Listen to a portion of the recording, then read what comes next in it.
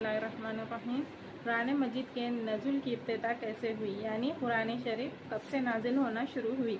हुज़ूर सल्लल्लाहु अलैहि वसल्लम गारे हिरा में तशरीफ़ रखते थे।